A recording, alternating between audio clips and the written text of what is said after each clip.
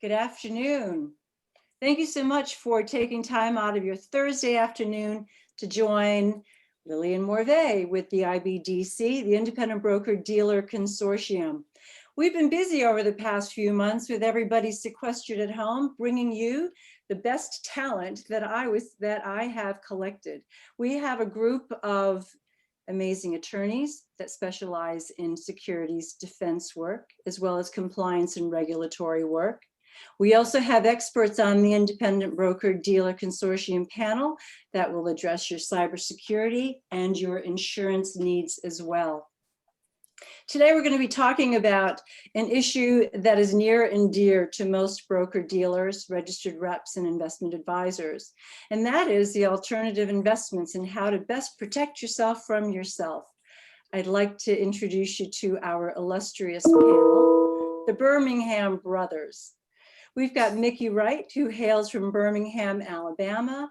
Mickey is a security defense attorney with the law firm of Lloyd, Gray, Whitehead, and Monroe.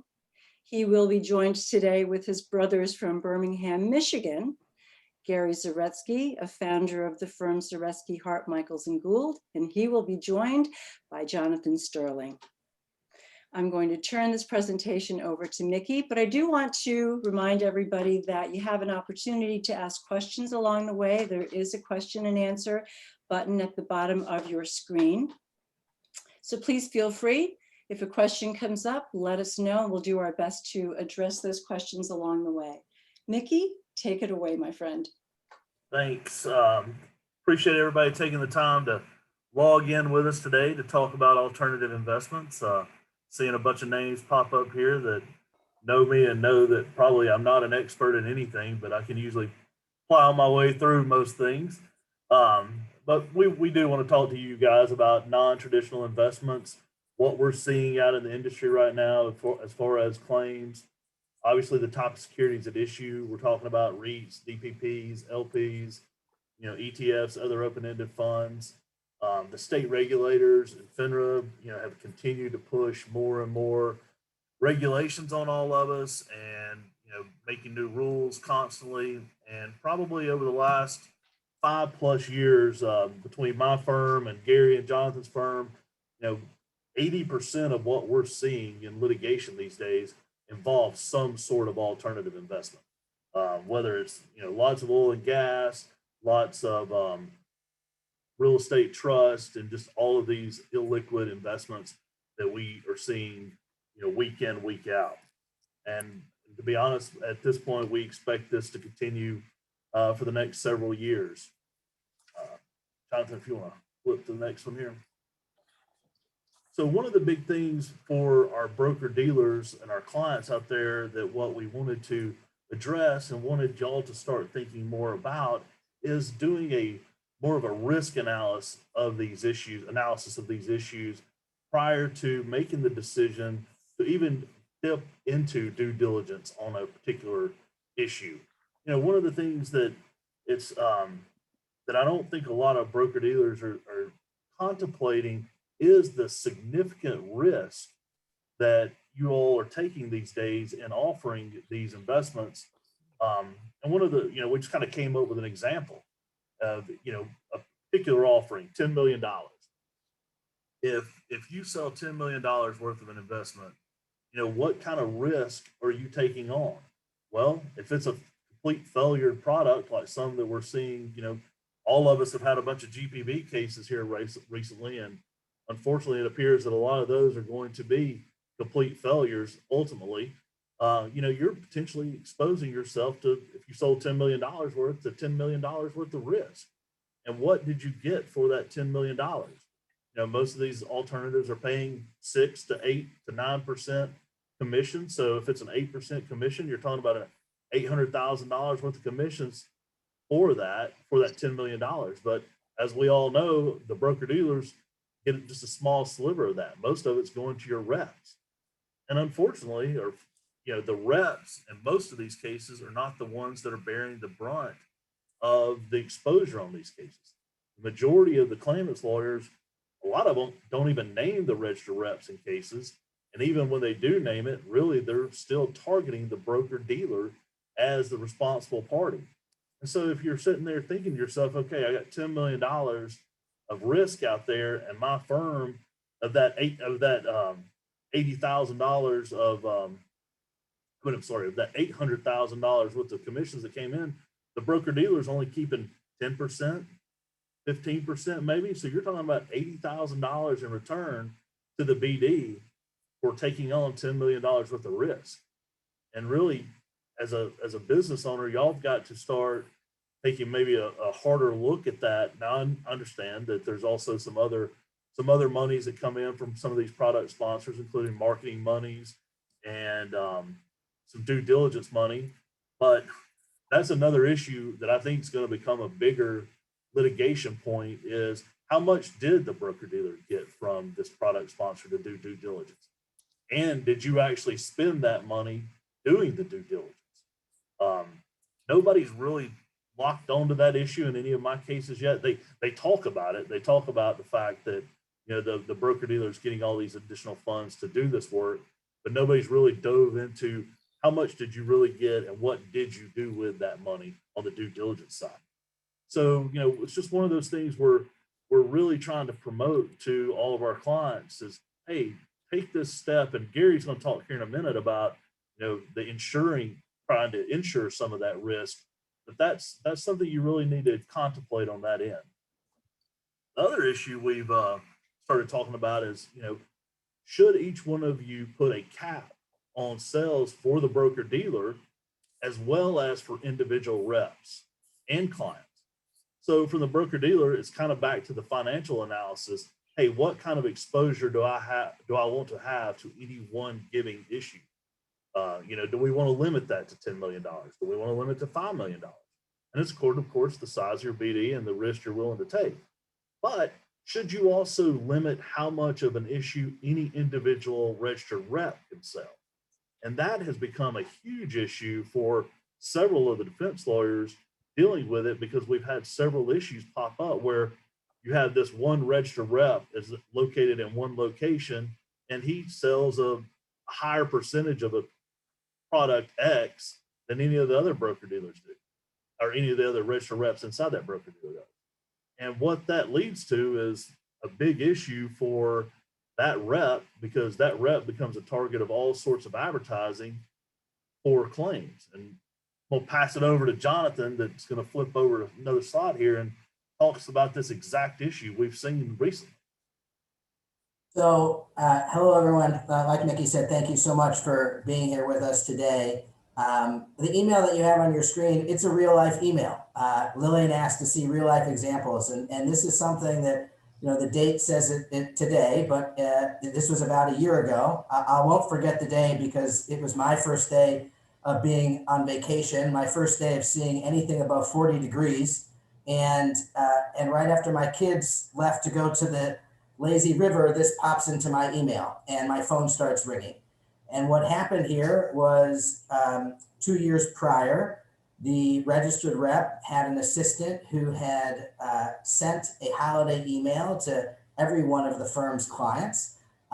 She put in the to bar every client email and hit send.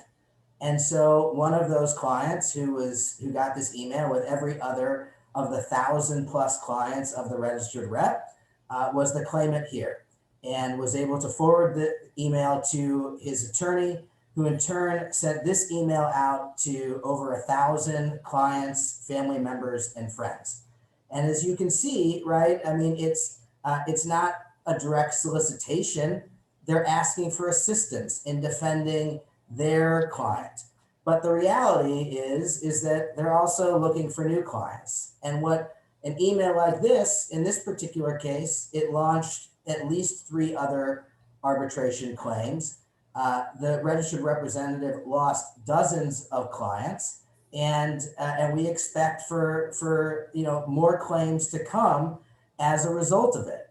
And we're seeing, just like this, GPB is a great example. Some of the biggest claimant law firms around the country are sending out mass advertisements to each and every one of the investors in GPB, soliciting or advertising for the ability to bring FINRA arbitration claims. And so when you've got situations like this, it begs the question, like Mickey said, how much should you limit a rep to sell? In this case, this particular rep sold over $10 million of the investment. That's enough to exhaust most broker dealers' E&O coverage, for any claim, let alone for all of it that they may have sold. And so it's a prime example of why it might be, you might want to think about limiting it. You also obviously, you know that these, when reps have one client, those clients usually have a friend or a family member that also invested with the rep. And so it's a way to limit maybe the exposure that any one particular registered representative could get you in trouble with. So with that said, I'm going to kick it over to Gary and talk about how you insure the risk and whether or not you've got enough coverage and whatnot. Good afternoon, everyone. So this PowerPoint slide is entitled Insuring the Risk. Do you have enough coverage and exclusions? I suggest to you that you do not have enough coverage, and yes, you have more than enough exclusions on your policy. The challenges of alternate product arbitration claims can be ameliorated through thoughtful, careful insurance planning. Starting first with your primary policy, you need to make sure that you have the right coverage for the products that your broker, dealer, and your registered reps are selling.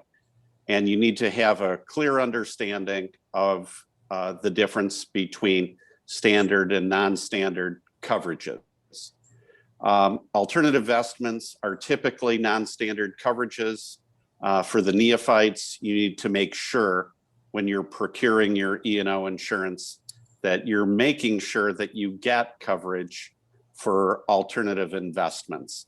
There are a number of other investments that may be the subject of exclusions. They're not really the subject of our presentation today. We're focused on alternatives, but penny stocks, options, other types of certain risky investments might be the subject of a primary policy exclusion. So beyond looking at coverage for the specific products that you're selling, you want to make sure that you're also addressing the trading activity that you're engaging in, which would include things like discretionary trading or margin related trading activity.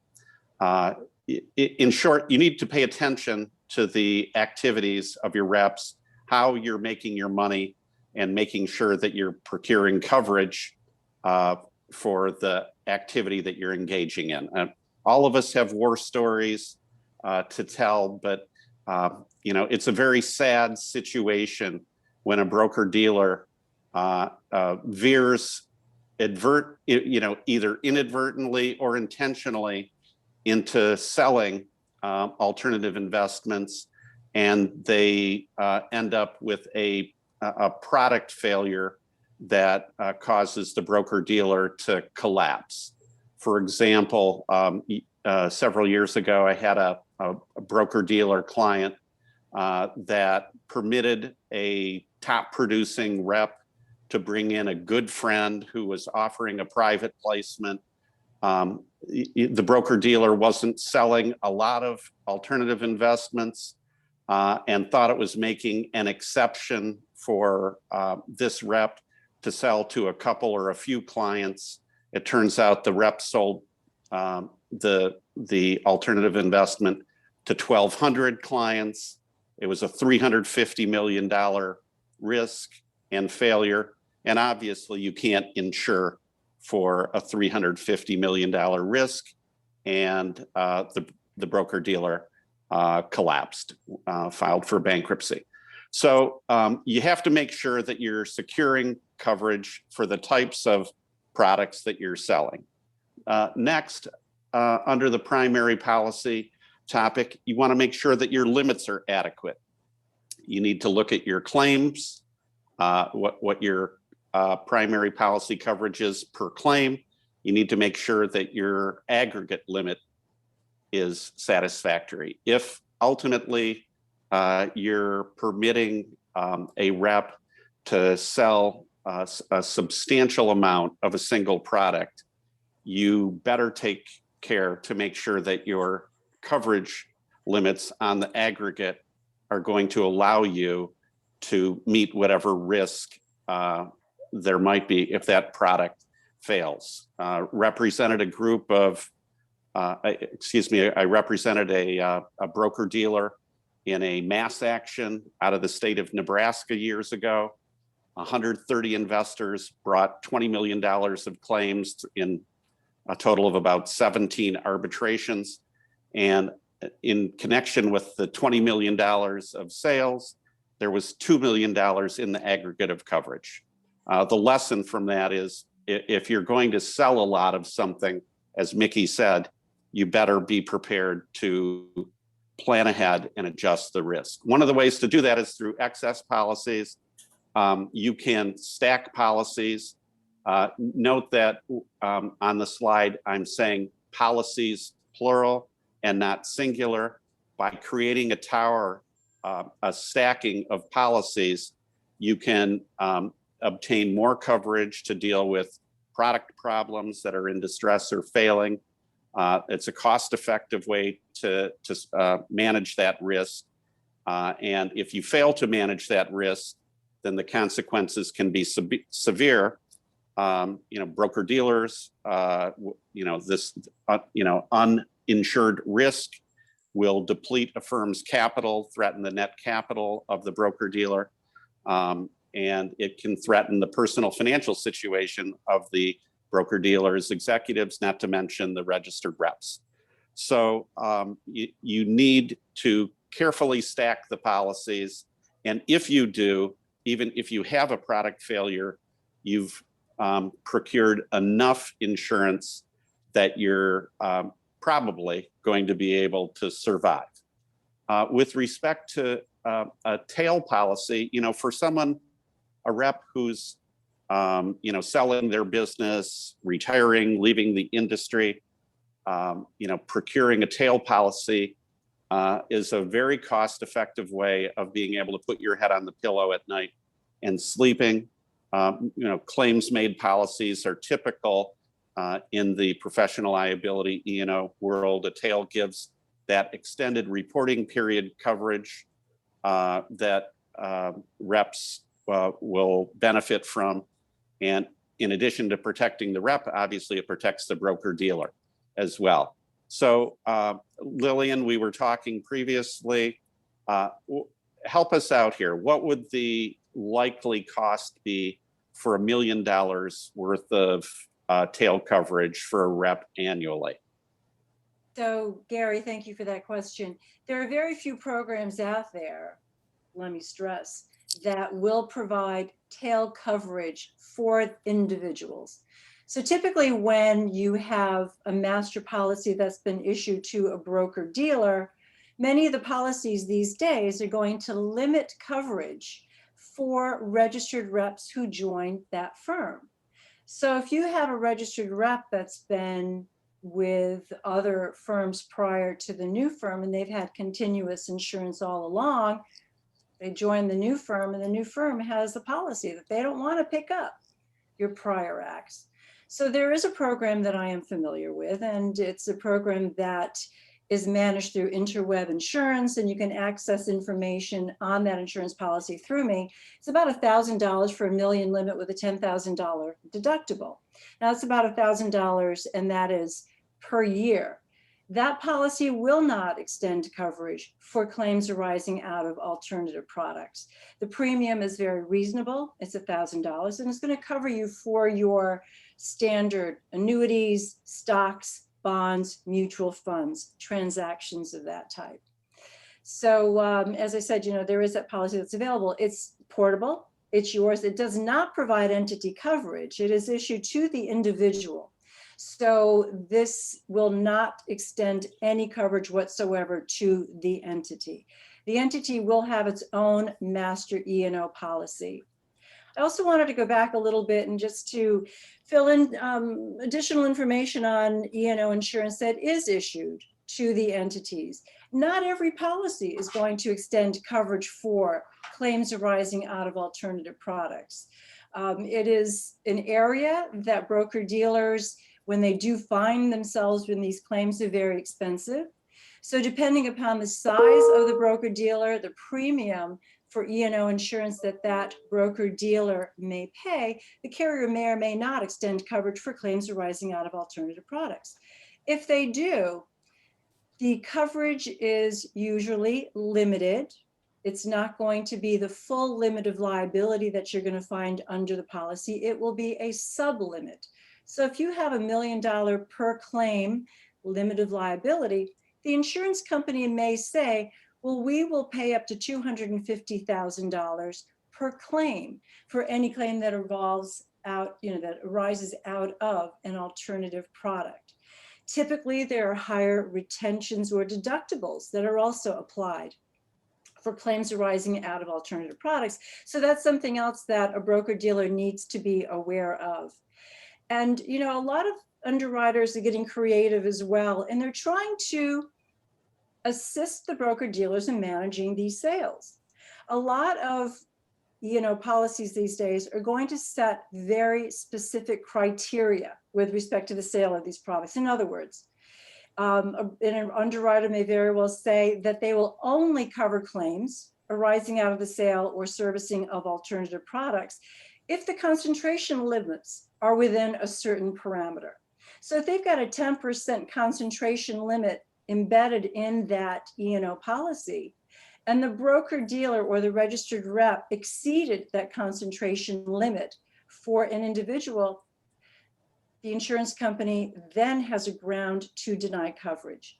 So they're actually managing the behavior of the broker-dealer and of the registered rep. So things that you should be aware of when you do purchase a policy. When you do get your policy, read it very carefully and make sure that you understand the parameters that are within that policy.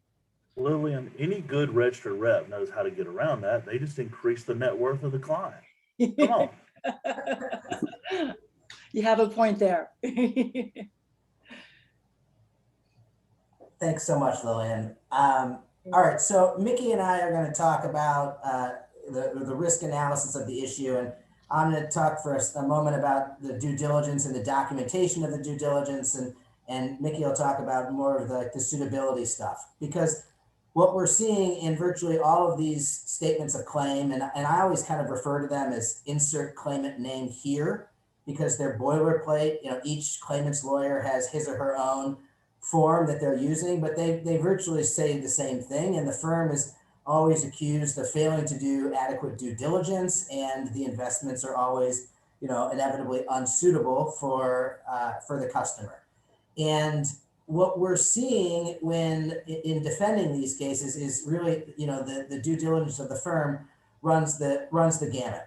But a lot of times we're seeing that the firm's due diligence file consists of the offering documents from the sponsor with very little else in there. Now, that's not to say that their clients aren't doing due diligence. They are, but the file itself isn't being documented well enough. And we're constantly having to go back and have clients do costly and timely email searches and other computer searches to pull up the stuff that they had at the time that they did the due diligence. So when you can document what you're doing and have a practice and protocol in place, it can be really helpful. What we've got on the screen right now, this is something that one of our clients uses, and it's incredibly effective. When if I have a case and I see something like this, I know that I'm going to be able to tackle that issue easier than others, right? So something like this, where it says when everything came in, when it was received, when it was reviewed, who reviewed it, how much time, for example, was spent. What we're seeing in FINRA arbitrations is claimants attorneys who, lock on to the possibility or to the fact that you got a due diligence fee. You got paid by the sponsor to do due diligence. So what did you do to earn that money? And having something like this allows you to, to answer that question. This particular, due diligence officer, having gone to hearing with him, completely unflappable, having had this support behind him, and it was able to credibly explain to the panel and put us in a great position that all of the appropriate due diligence had been done, and that he had spent an adequate amount of time, doing it. When we don't have something like this, when we're producing in discovery nothing more than the offering materials, we are, our clients are at a disadvantage, both if we're trying to resolve the case or if we're taking it to a hearing, because, the argument is absent any proof that you did it, you didn't really do it. So, the more that you can document, the absolute better you're going to be. And now's the time to think about the products that that you have right now. Are there problem products that you can anticipate might become an issue? And you can go back and shore up your file, make sure that it's all there so that you're protected if and when a claim comes your way. Jonathan, this is Gary. Let's look at the far right column, the time spent column of this checklist. I think most broker dealers use some form of checklist for their due diligence. This one's unusual in that it has a time spent column on that. What benefit did that column and the entries in that column have in the arbitration that you handled?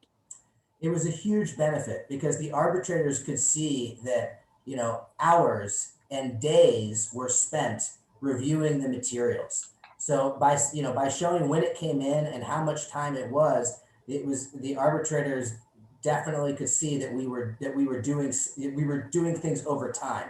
What we see all the time, what we see very often is a email from the sponsor comes in with the offering materials, and then a selling agreement is signed the same day as the email, right? And so how could somebody have done the appropriate amount of due diligence when they're just signing it in the very same day? This is the complete opposite and helps you combat that.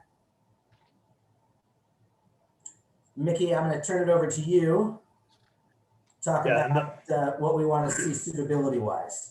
Yeah, and one other thing, just going back to the due diligence part, one extra issue we had on that front was compliance officers, owners of BDs, you are also now becoming targets of these arbitrations. We are seeing more and more arbitrations naming the control people. So if you're a chief compliance officer on this case and you're heading up due diligence, your name may show up on the other side of the V these days. So just think about that also. So when we are looking into these files, what we want to see as defense counsel is, some in-depth suitability forms and documents that we can use to defeat some of these he said, she said arguments that we all see all the time. Especially on alternatives, we want to see more documents like prospectus delivery receipts or the PPM delivery receipts showing that, hey, this was actually given to the rep or was given to the claimant. You had it prior to actually making the purchase. He had time to look at it. Investment objectives. We are constantly there again seeing people with alternative investments and it's checked they're conservative investors. I mean, those two just don't jive, and it makes it very, very hard for us to defend cases when the BD is getting a document on a new account form that shows that this investor is a conservative investor, but you're also allowing the rep to place him in, I've seen cases up to 90% alternative investments. And that just makes it really hard. Make sure all these documents always document the financial information, income for past 2 years, net worth, the same suitability requirements you really look at for anything. But one of the things that we're also seeing more and more of recently, and I kind of joked about it a while ago, is checking these forms against prior forms. I can't tell you how many cases I've had in the last 5 years where suddenly a registered rep's not a registered rep's, but a claimant's net worth jumps from $1 million to $1.2 million just so happens because they want to sell the rep or want to sell the customer another 10% worth of another alternative investment. And there's no documentation to show why did that customer's net worth change $20,000, $200,000 in a period of 3 months. You know, what happened? Now, I know I actually was scrolling through the list of some of the people that are on here. I have some broker dealers that do a really good job of this. And one of them on this call, he caught a customer who had their net worth jumped by almost $1 million. And so, you know, of course, the red flags went off at supervision and they said, wait, why did your net worth change from $1 million to $2 million in a matter of 6 months? And the compliance officer picked up the phone, called the customer directly, cut out the registered rep because, as we all know, registered reps, you know, sometimes fudge on these documents. And so they went straight to the customer. And the customer said, hey, it went up this much because I'm in the oil and gas business and I do government contracts and I get $1 million commission checks and I'll be glad to sign a statement to that effect. Great. You put it in the file, good to go. Then we have a document to defend why that net worth changed so dramatically in a short period of time. And that's just, those are the kind of things that you as supervisors on the supervisory side have to make sure you're looking at. Jonathan, you kind of flip to the next slide too, because I'm kind of bleeding over here. That the things you've got to look at and document as you're doing it. And it seemed like in the old days, everybody supervision was like, okay, here's my new account form check, here's the offering check, here's the product they're buying check, next, sign off on it. You know, broker dealers are really getting, these arbitrators are now taking a lot harder look at the supervisory side of, hey, what exactly did that supervisor do when he got these documents? And I've had a case where we spent almost a day in the arbitration strictly talking about one transaction and what all that supervisor looked at and what documents did they review and did they go back and look at these prior documents. And luckily they had, and we had it documented. So that really cut away from the claimant's case a lot. The other issue we see a lot of is on these concentration issues. There's been several broker dealers that have gotten slapped by FINRA for not counting concentration levels of investments moving from broker A to broker B when the registered rep changes jobs or changes his registration to a new BD. And that customer goes to sell something at broker dealer B and it's only 10%, but they didn't count the 10% of alternatives that was already held in the account prior to transferring over.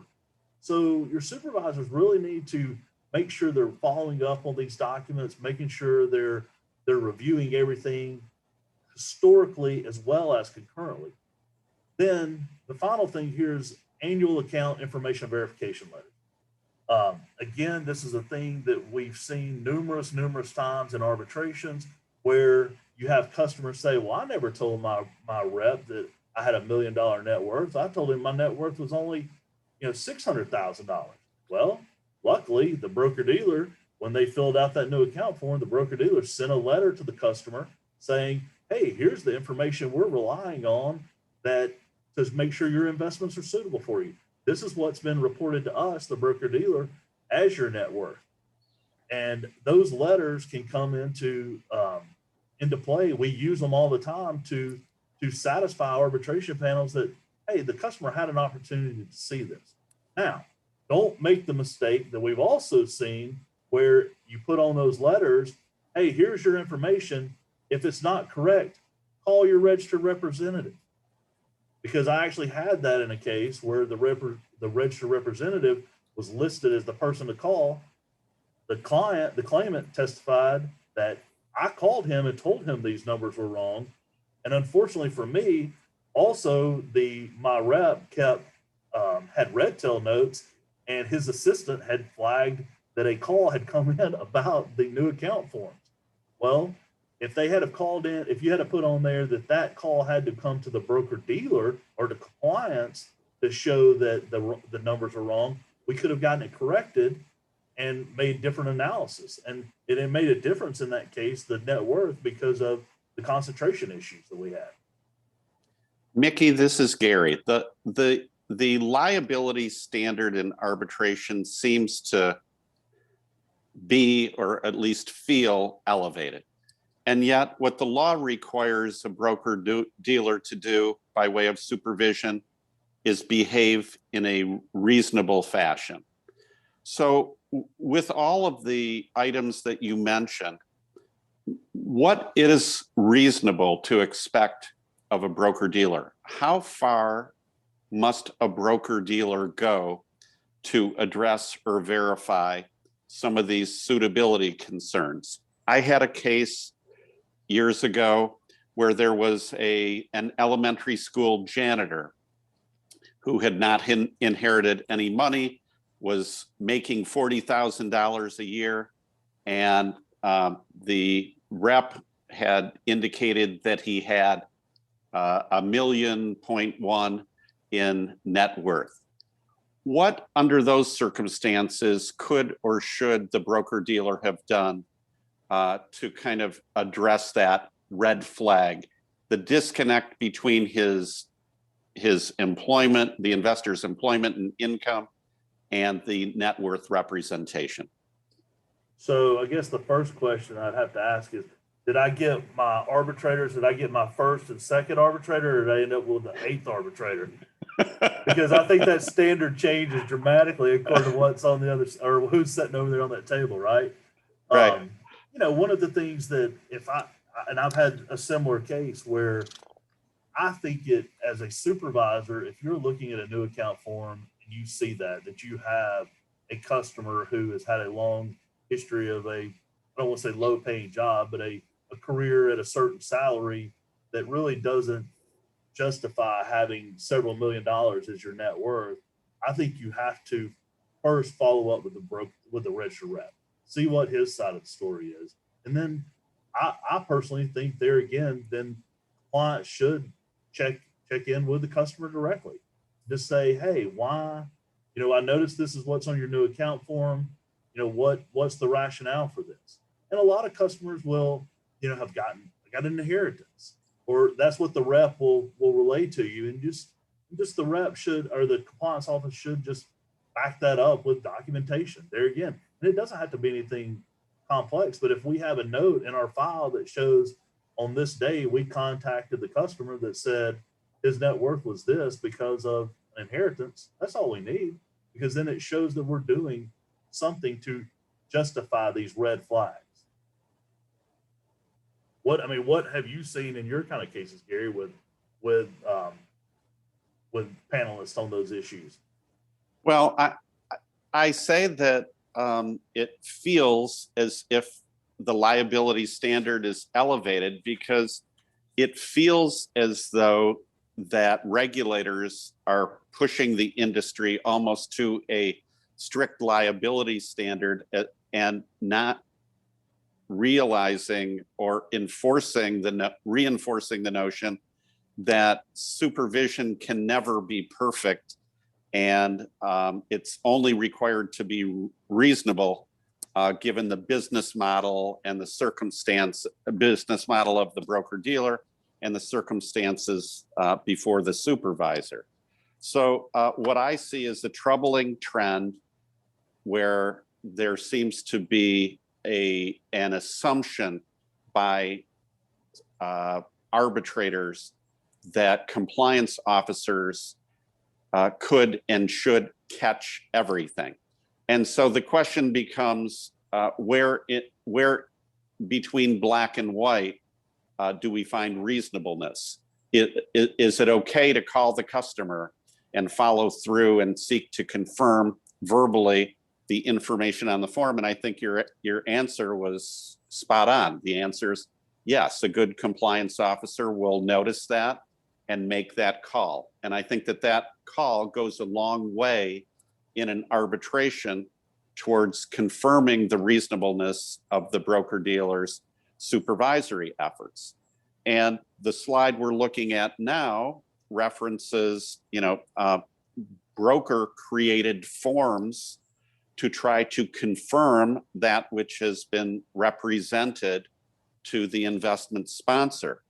And the question that I would have is, do you find in arbitration that the broker-dealer created forms which confirm the representations to the sponsor are effective? My experience has been that it's very helpful. It's another building block in the defense case and the defense story that the broker-dealer's intentions and efforts to supervise were meaningful and reasonable under the circumstances. So I'm wondering about your experience, Mickey. Is that yours experience? Yes, and that's kind of one of the big issues that, look, I mean, when we go into these arbitrations and we have the 50-page PPM, panelists just, okay, yeah, I throw those in the trash when they show up at my house too. And that's the better documentation for us as the defense side is simple, easy to read documents with the main issues covered. I mean, a 1 or 2 page document that requires them being the claimant as well, or the customer at that time before they become a claimant, but the customer and the rep to both fill in portions of the form. Those to me are the best documents because they show that it wasn't just a pre-printed form that I handed them a stack and they just signed their name at the bottom of the box. You know, ones that have blanks in there where they have to fill in. I received the prospectus on X date, or I've been investing in these kind of products for X dates, and I understand that this is an illiquid product, and you have to initial beside that statement. You know, when there's only 5 or 6 items on that piece of paper, it makes it very tough for the claimant or the claimant's lawyer to argue that any level of sophisticated person could not say that they didn't understand those items. Now, it goes a long way to say, hey, I mean, it's an easy argument to say, hey, I didn't understand this, you know, this 60-page PPM, especially when your registered reps floundering around on some of those issues in it too. But it's very easy for a panel to come to grips with, as Jonathan said, we all see the boilerplate statement of claim, which all says, oh, I didn't know this was an illiquid investment. Well, when you have a statement on a 5 bullet point sheet that says, I understand this is an illiquid investment, you know, that's the documents that I'm attaching and highlighting to my answers. And some of the broker dealers are using some of those, and we really wish everyone would use it. And that's the last statement on there is, you know, don't rely solely on pre-printed forms. You know, have them to fill in some blanks on there. That shows that not only is the rep doing his job, but the customer is also understanding what they are buying. I mean, have you had some of those kind of cases, Gary, with documents and pre-printed forms? Absolutely. I think it makes a huge difference to be able to show arbitrators that a customer read the form and responded appropriately to the question being asked. And if there is interaction there, with the customer, it refutes the suggestion that there was blind trust or reliance on the broker, or that the broker, him or herself, completed the form and essentially defrauded the customer. So our experience has been that arbitrators love seeing customer completed forms. And so a great business practice for reps is to require customers to be involved, engaged, interactive, and complete the forms themselves. It takes a little bit longer, but the payoff is there. So my brothers, let me ask you this question. Is there a different standard for clients that are elderly, that are 65, 70 and above? Are there extra steps that broker dealers and registered reps should take in terms of documentation or even sales? Should there be a limitation of the sale of certain alternative products to this age group? What do you think? Well, and I would say that as far as limiting the sales to them, I don't know that you would necessarily go that far. Provided that they understand and that you can document what it is that they're doing. I think I was going to talk in a little bit you know, a good rule of thumb is to treat everyone almost like they're a beginner, that they don't know anything, right? So I have a case I have 2 cases right now, same broker dealer, same claimant's attorney, same products, but 2 different registered representatives. And one registered representative, when you look at, it's actually a team, and when you look at his and her notes and all of the documents they filled out, they explained everything in detail like they were talking to a beginner, even though they really weren't, okay? And so that's one where if you kind of approach everyone like that, then you're dotting your I's and you're crossing your T's always, right? And so like Mickey and Gary and I know, like February is audit letter month, right? Where we have to write audit letters and give our, you know, evaluation of cases and what the outcomes, you know, likely outcomes are. And in a case where you've got, you know, everything well documented like that, then you can say that the likelihood of an unfavorable outcome is low, right? But I have the same basically case, but where a rep doesn't explain anything, where there are no notes, there's no nothing.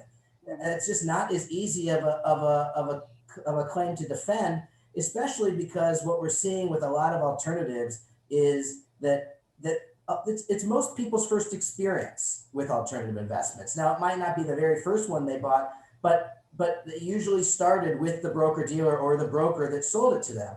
And so to be able, you know, they lack necessarily the experience that one would, that the paperwork would otherwise say. And so when you have the documentation of, we went through this, and these were the options. And so it wasn't, you know, I showed 5 different REITs and 4 different BDCs, and this is why we selected it.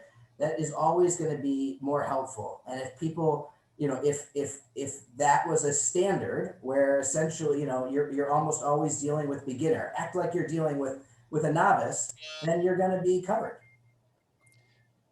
Thank you. Mickey, Gary, Lillian, I would add a point or 2 to that. I thought it was a very good question because, you know, our population's aging and so many investors are older. And with alternative products being offered to and sold to older people, you know, what are the ramifications of that? Certainly, we know that there are lots of state laws. Every state has a law protecting the elderly and the vulnerable. There's heightened regulator scrutiny on it, and probably rightfully so. I mean, the average age of FINRA arbitrators is 69, and alternative products are by and large long-term investments which have very limited, if any, liquidity. And I think older arbitrators know and understand that as you age, circumstances change, and you may need liquidity for an emergency that you didn't anticipate. So I think it's really important for broker dealers to carefully watch the sale of alternative investments to older investors. Thank you, Gary.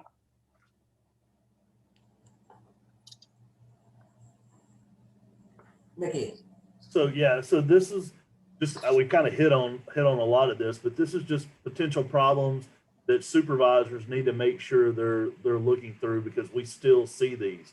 You know, we see incomplete forms, and there's really no real excuse for that. I mean, if an incomplete form is being submitted to you and you don't call attention to it and make them correct it, that makes it really hard for us to defend it. One thing that it's really not an incomplete form issue, but you know, we do see cases where you have multiple accounts with differing objectives, and that can be a good thing as long as it's documented why those objectives are different from one account to the next. Because the worst is when we have no real documentation as to why one account is different from another, and you know, the funds are invested dramatically different in the two accounts, and we will have of course the customers are going to say, hey, I told the registered rep this was all my money and I wanted to invest it. We never talked about taking more risk with one pool of money over the other. And if we don't have documentation to show that, it makes it tough, because of the way the claimants lawyers will try to suspend it, especially when the money comes in at different times, is that, oh yeah, they've told you right here they were conservative investors, and yet you put them in these advanced or in these alternative investments with this other money, and you just check the box on this one because you wanted it to make it through compliance. And it's hard to argue against that when we don't have any real rationale for why it is different. Inconsistent forms, sort of the same thing we just talked about, making sure you're following up when you see net worth changing dramatically from one year to the next, or risk tolerance. You would expect as people age, that risk tolerance probably is going to go down.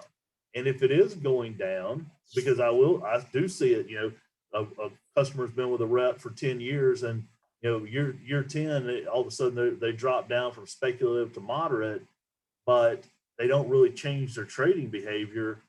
That calls into question, why are you still doing this speculative trading in an account with a moderate risk objective?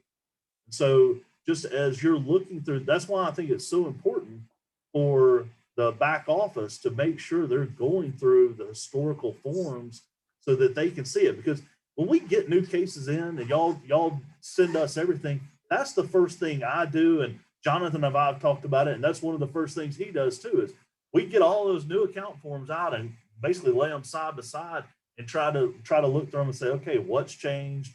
What are we going to get picked on about in this case? And what are our problems? And really, from a compliance standpoint, y'all should be doing the same thing. You should be looking at it, and when you see a change, following up with a rep and documenting why that change is made. So Mickey, there's a question. Do you feel a firm should have to prove an investor's accredited or qualified purchaser status, or could the firm rely on attestations like a checkbox and a signature from the client saying they are qualified purchaser or accredited? Hopefully that makes sense. Well, should they have to? No. Do they have to? Lots of times, yes.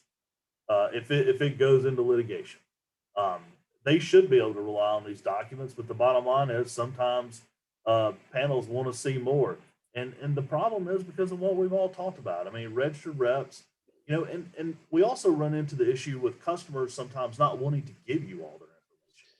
So I mean, you'll see a form, or I've seen a customer or one of my clients had a document where he used to request, hey, will you provide me with a copy of your tax return? Will you provide me with a copy of your own net worth statements? And he did that to protect himself, to show that his customer was an accredited customer, because he had a document in his file to show that they did have over $1 million. Look, I mean, that's one of the problems with check boxes. If the box is just checked, it's what I think Gary said it just a minute ago. The claimant's lawyers say, oh, well, the registered rep checked all those boxes. I just signed where he told me to sign. And that's why I think those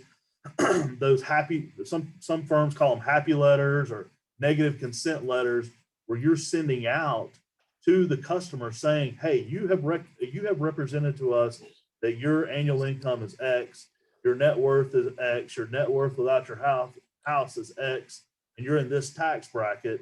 We're relying on this to make sure that all of the investments you make are suitable for you. Thank you for being a customer. If it's not correct, please call compliance immediately. That's one of the ways you prove that, or from a broker, when I'm arguing it to a panel, that's how I'm going to try to prove it. Hey, if this was wrong, we gave them an opportunity to correct it and they didn't. So we as the broker dealer should be allowed to rely on this representation. Well, and one other thing that we see a lot that firms need to be mindful of is the percentage of people's net worth that's in alternative investments, right? A lot of times the forms will say, including this investment, 17% of my liquid net worth is invested in alternatives, okay? And that will be under maybe the 20% threshold that the firm has. Mm-hmm. But 6 months ago, for a different alternative investment, the number is different. And when you compare the two, right, we're seeing often that those things aren't meshing. And then all of a sudden, a customer might have 23% of their net worth in alternatives, which is over the firm's threshold. And so it obviously calls into question the firm's suitability. and if they were going back and looking at the prior forms, you know, it's a lot of extra work, don't get me wrong, but when you add those numbers up, it can become a real problem. The broker dealers really need to operate defensively, you know, in essence. They have to prepare for a case, and then they have to they have to posture the professional services in such a way that they can defend what they and the reps had done. I mean, it's practicing defensive professional services. Yeah, and that's kind of where we're going into with these next couple of slides. And I mean, people that have, I know there's a bunch of people on here that have heard me preach on about this in the past. I mean, there is no better arrow in our quiver than to have good documentation. If we have written notes from meetings that show what all that was discussed at those meetings, to show what, when they met with clients, when there's phone calls. I mean, I love having clients that have the red tail notes now, because it shows all of the annual contact, or all the, could be weekly, monthly, daily contacts with customers and what they discussed. It is really, really, really hard for claimants counsel to argue away from that. If you have notes that were made contemporaneously, it just does away with a lot of the he said, she said arguments. And it shows that the rep was involved and was, you know, doing what the rep's supposed to do. And I would, if I owned a broker dealer, I would require my registered reps to have some kind of note taking procedures, whether it's electronic, paper notes, however you want to do it, but have those notes from all those meetings to show what was going on. If you flip it over to that next slide, Jonathan, you know, this is actually I had a client one time, and I've used this one for years, and it's because it was a great way to defend cases. Basically, he had this pre-printed form that, you know, his confidential notes. He had his logo and phone number and all that at the top of it, and he would make a copy of it after every meeting. When he came in to meet with the client, he wrote down the items that they discussed, you know, whatever investments or what they talked about, the documents that he gave to the customer, his recommendations, you know, his reasons for those recommendations, and then he had the follow-ups. You know, what was he going to go do, and what was the client supposed to go do? Was the client supposed to go, you know, when you have one of these products, like you're selling variable annuities, and you have to provide that prospectus to them, you know, 5 days before they can actually purchase it. You know, he gives it to them, and one of the things he would put in the client to follow up, client's supposed to read the prospectus, that, you know, so that for our follow-up meeting in 7 days, we can complete this transaction. And he would sign the notes, and he would get his clients to sign the notes, and he would make a copy and give them a copy and stick it in his file. And, you know, that was really, really persuasive documentation that we were able to get out of a couple of cases because he had this. And it showed that he was doing his job. It showed that he was not just it was a situation where he did have a bunch of customers in a set product, but he also was able to show that, yes, they decided to buy this particular investment. They bought a variable annuity, but at that meeting, we discussed variable annuities. We discussed fixed index annuities. We discussed a portfolio of mutual funds and bonds. And he was able to show that I was, you know, there's so many of these panels that want to hold the broker, the registered reps responsible for their retirement accounts, the customer's retirement accounts. And as defense lawyers, we're always arguing, no, all we're doing is making recommendations. It's the customer's ultimate responsibility to decide what they want to purchase. And when you have something like this, it shows I gave them 4 different options of ways to invest their money, and they decided on option B. Well, you've got a pretty good defensible case there that you can go and argue to this panel. Yeah, they're not happy now that they bought this mutual fund because the claimant's lawyer has drawn the Cox and Balance Fund, and it's been the #1 performing fund on mutual fund for the last 5 years, and that's what they're using in their NOP analysis by their expert. You know, yeah, they wish they had picked that one, but we don't have the benefit of hindsight, you know, 5 years from now when we're making this recommendation. And if you have documents like this, it really, really helps defend your case. So this is a question to the panel. How do you think the requirements of Reg BI may impact any of the guidance that you're offering? Gary? Well, whether an account is discretionary or non-discretionary, when we get in the arbitration hearing room, arbitrators tend to view broker dealers and reps as owing fiduciary duties. So I'm not so sure on a practical level that Reg BI is going to significantly impact that. And the truth is, with the fact that many reps are have dual registration and are already investment advisor reps, they're already owing fiduciary duties. But it's an interesting question, but on a practical level, whether it's in the statement of claim, which argues that the rep is a fiduciary, or whether we're in the arbitration hearing room, the assumption seems to be that a rep is a fiduciary. And I think that when you sell an alternative investment, which by its very name, attracts arbitrator attention and scrutiny, the need to, behave scrupulously is really important. I totally agree. I mean, I feel like that from the arbitration context, it's not going to change, because I feel like for the past 10 plus years, panels have already been holding us to that fiduciary standard, even though we present them with case law after case law that says, I mean, we've got great case law in Alabama that says a broker is a salesman and it's an arm's length transaction and he is a salesman. But I just feel like most panels, when they see you're dealing with people's retirement money, they're holding us to that standard anyway. Thank you, gentlemen.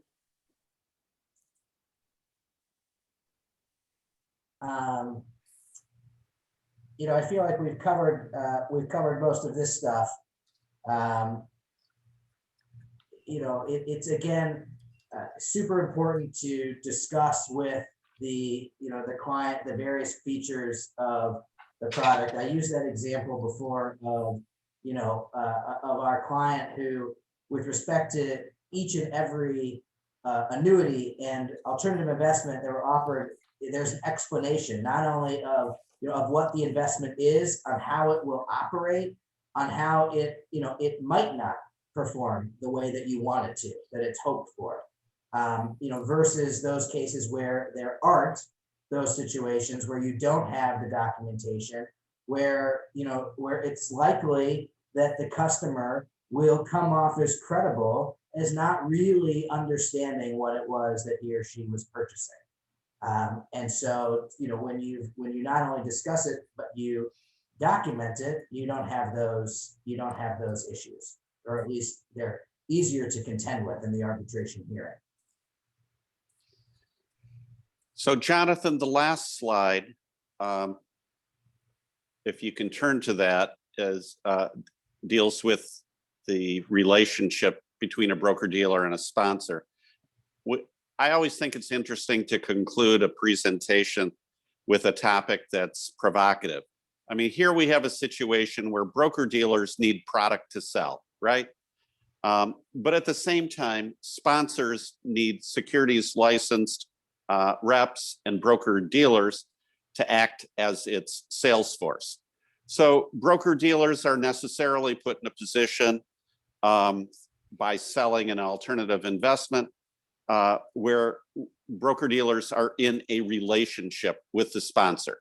And yet it's occurred to me for a long time that the relationship between the sponsor and the broker-dealer has lost balance. And that broker-dealers are presented with selling agreements by the sponsor, and broker-dealers seem to perceive it as a take it or leave it agreement. Would it be appropriate? Would it be acceptable to ask the sponsor to amend or tailor a selling agreement to better meet a broker dealer's needs. For example, many of the representations regarding an investment that a broker dealer and its registered representative makes are taken right from the offering materials that the sponsor prepares. So is it unreasonable to expect the sponsors to indemnify broker dealers for misrepresentations or omissions in the sponsor prepared offering materials? It's a question of responsibility. I think it's a topic that it's worth raising. And maybe that's an effort that Lillian and the IBDC can spearhead. If broker dealers were to collaborate on this and say, wait a second, before we agree to sell your product, we want to make sure we have certain protections. For example, we've had cases where the selling sponsors have refused to cooperate with the broker dealer by providing documents or providing information, providing access to key witnesses. And maybe if the selling agreement between the broker dealer and the sponsor was changed to require, in the event of a claim, access to the sponsor's due diligence and documents, access to key personnel for consultation, access to detailed performance information, access to expert witnesses, for example, with respect to how a determination of value was made as to a property or business being acquired. That would help broker dealers to defend cases in arbitration. So my question to Mickey and my question to Jonathan is, if the relationship with the sponsor is changed, if we tweak it, will it be easier for us as defense attorneys to defend these arbitrations? I think in some ways, Gary, probably yes. I mean, we've run into problems from some of these sponsors even getting the most basic of documents, getting customers' account statements where the money's held directly with the plan sponsors. I mean, they're some of them just won't cooperate with counsel. I mean, we could get a written authorization from the customer themselves, and the sponsors are just ignoring it. And that is causing us a lot of problems because we can't prepare, NOPs at that point if we don't have a full set of account statements. And especially when you have it moving from one BD to the next. There's a lot of interesting topics on this front. What kind of positions? One of the things you pointed out in this slide is indemnity agreements. What should we be pushing more on these product sponsors to step up and help us out on these cases where it's not a selling issue, it's a product failure issue. The problem we always run into is, lots of times when it's a product failure issue, the product sponsor is belly up. So the BDs are the ones left holding the bag. It's a topic that we've been discussing ad nauseum amongst the IBDC Alliance members, including all of you on this panel. And I understand that even those selling agreements that do have indemnification agreements, I haven't seen any situations where the product sponsors have assumed that responsibility. They have come back with declinations based on, you're involved in this action because of suitability issues or things that are unrelated to the product sponsor.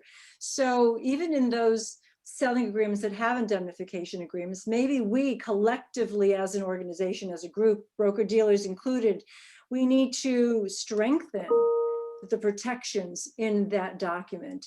And, we've talked about pursuing product sponsors after the resolution of arbitrations, when the product sponsors are solvent. It's the broker dealers in the insurance industry that have really borne the brunt of these cases. As a result, many broker dealers are out of business, and many insurance companies have declined or decided that they're no longer going to offer insurance for alternative products. So as an industry, they're getting hit on all sides. Broker dealers who want to continue selling it can't get insurance for it, or they're run out of business because of losses that they sustained in selling these products. So it's definitely, you know, a serious issue, and one that we do continue to talk about, and hopefully we can come up with some solutions. Well, I see one of the questions here, Ron Amata just asked, and Ron, I mean, yes, we are seeing cases where the investors are complaining about these investments even when they made money. The problem we're seeing on some of them is, especially with the way the market's been over the last, you know, 3, 4, 5 years now, where it's just been blowing and going. Some of these alternative investments, by the time, you know, the customer is ultimately whole, if it hasn't gone to full liquidation, or even when it has gone full cycle and the return was just not what they had originally hoped for, they're still bringing some of these alternative cases saying, well, the reason they didn't make the kind of money they should have is because the costs and expenses were so high in these alternative investments, and commissions were so high that they started behind the 8 ball before, when they put $1 into it, that they were never going to be able to make a successful investment. And the claimants are arguing, hey, you shouldn't have been in this alternative investment at all. You should have been in a good old 60-40 split. And if you had been, you would have made however much money more than breaking even with an alternative. Somebody else asked about who the claimant's lawyer was that sent the email. I don't remember which specific claimant's lawyer has sent this one, but I can tell you we've seen very similar emails from almost all of the Piava lawyers. They anytime they get a grip on something like this, especially when they already have a case file, they'll always use it as investigation. I'm investigating these claims, and they send it to the entire list, and you're kind of stuck with it. What I love always is the registered reps and the principals of firms that invest in these things too, and they get the solicitation letters themselves to to call the attorneys and to potentially bring a claim against themselves. Those are we have a lot of fun with those. Then somebody, Bradford Updike asked, how often in arbitrations are the BD's due diligence files wholly inadequate?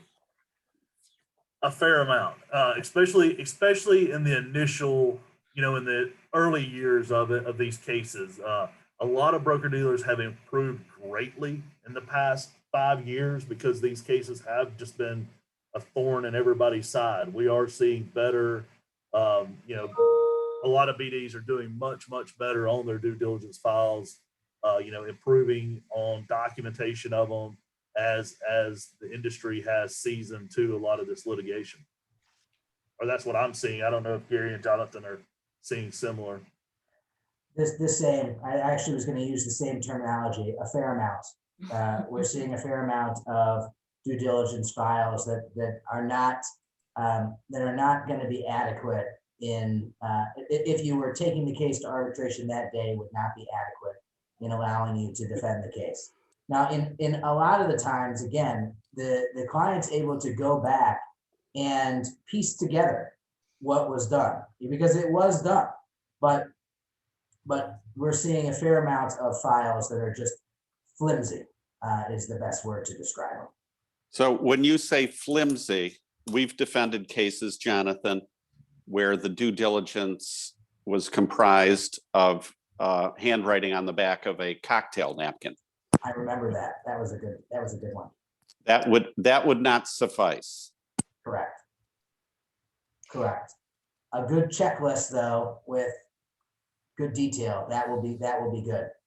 And it's something that, again, it's something that even now you can go back and use that as kind of a guide, and the work was likely done. At least you can show a good amount of it was actually done. It just needs to make its way into that file.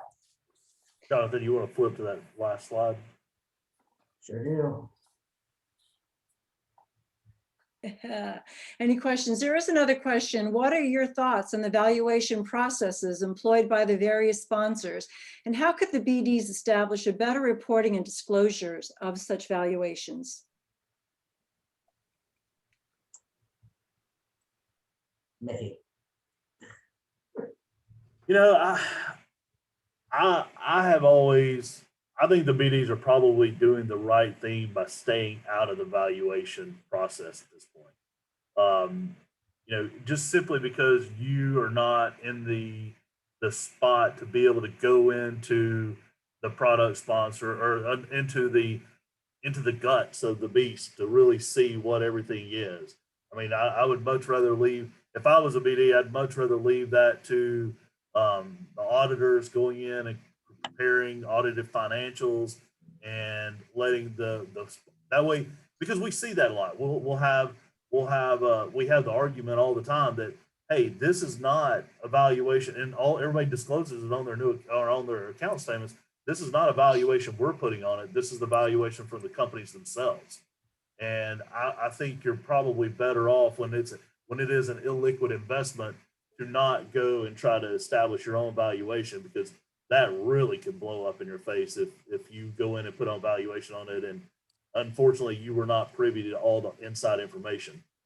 And you need to be clear about explaining to customers too, like what, you know, that what their statements are showing, and that's not, you know, that these are liquid investments, and that's not what they're going to be getting for their investments. I mean, certainly in FINRA arbitrations, you know, our clients all the time want us to use those values that's on the statement, but they don't carry the day.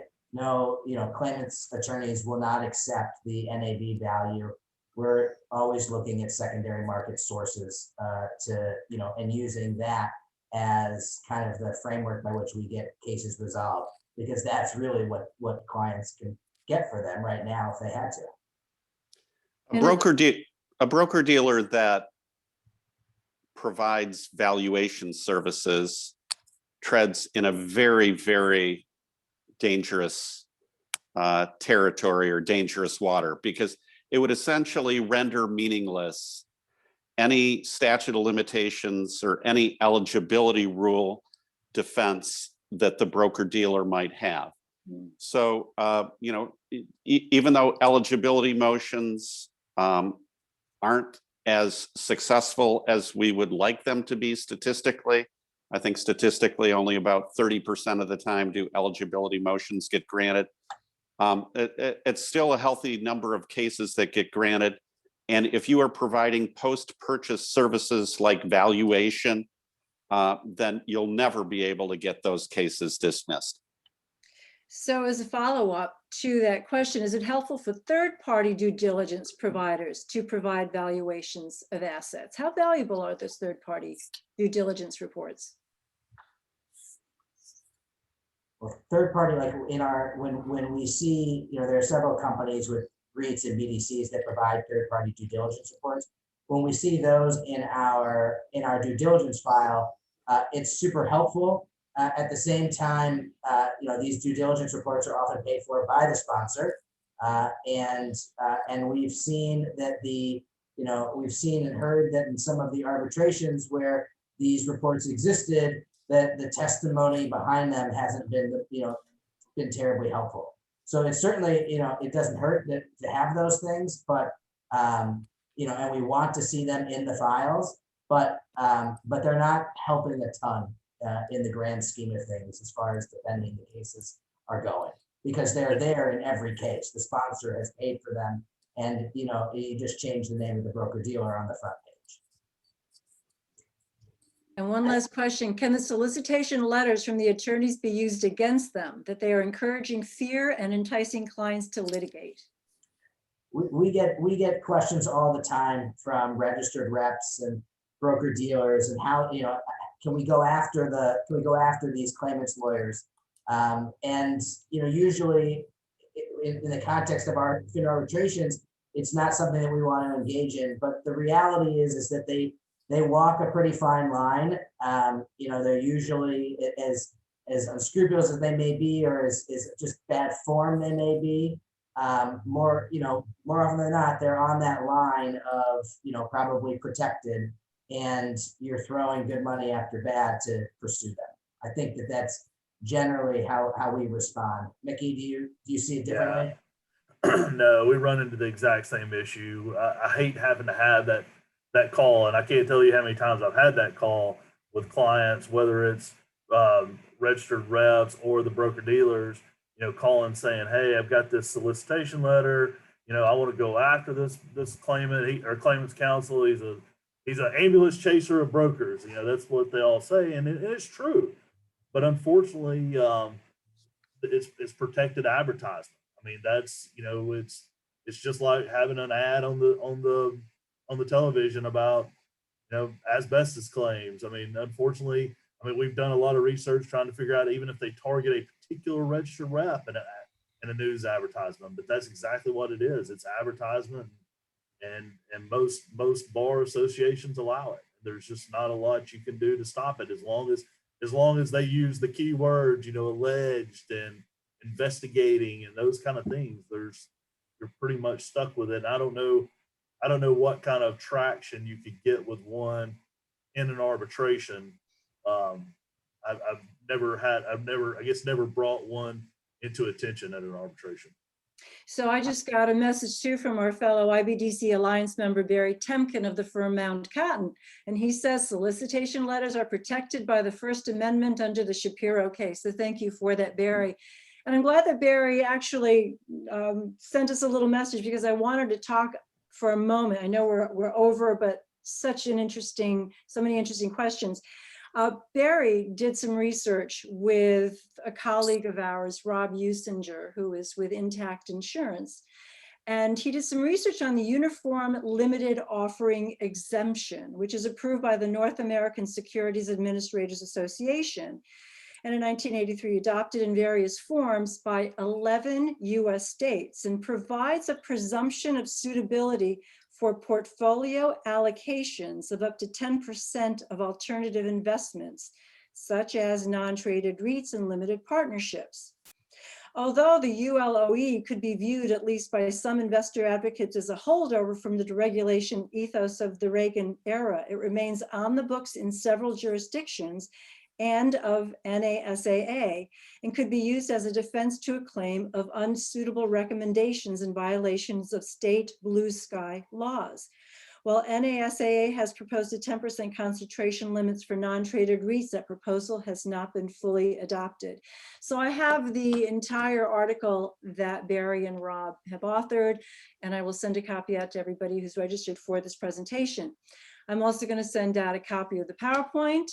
This presentation has been recorded, so if anybody wants to share it with friends, colleagues, family members, please do so.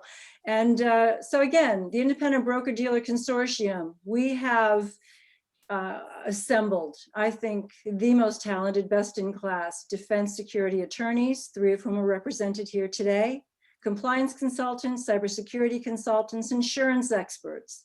We are also a membership-based organization for broker-dealers and RIAs. You will have hotline services from these exceptional service providers, my attorneys, my compliance experts, etc. And we tackle issues like many of which were brought up today. Selling agreements with sponsors. How do we protect the broker-dealers and the RIAs? That is our mission. We work for the independent broker-dealers and RIAs, and we are here to make sure that your businesses grow and are protected. So with that, I want to thank my illustrious panel. Mickey, thank you. Gary, thank you. Jonathan, thank you for your time. Any questions, feel free to reach out to me and reach out to our panelists as well. We have another presentation coming up on March 25. And that presentation is going to address the FINRA priorities for 2021. Is it really just a blueprint for claimants attorneys? And then we have a presentation scheduled in April 22nd, and we are going to have the battle of the experts. We're going to have an attorney who does a lot of expert testimony on behalf of broker dealers, and she's going to be sparring with a claimant's attorney moderated by Michael Schwartzberg. I'll be sending out information on those 2 upcoming presentations, and thank you again for your time today. Enjoy. Well, Happy spring, everybody. Thank you all for your time. Thank you. Bye-bye. Bye-bye.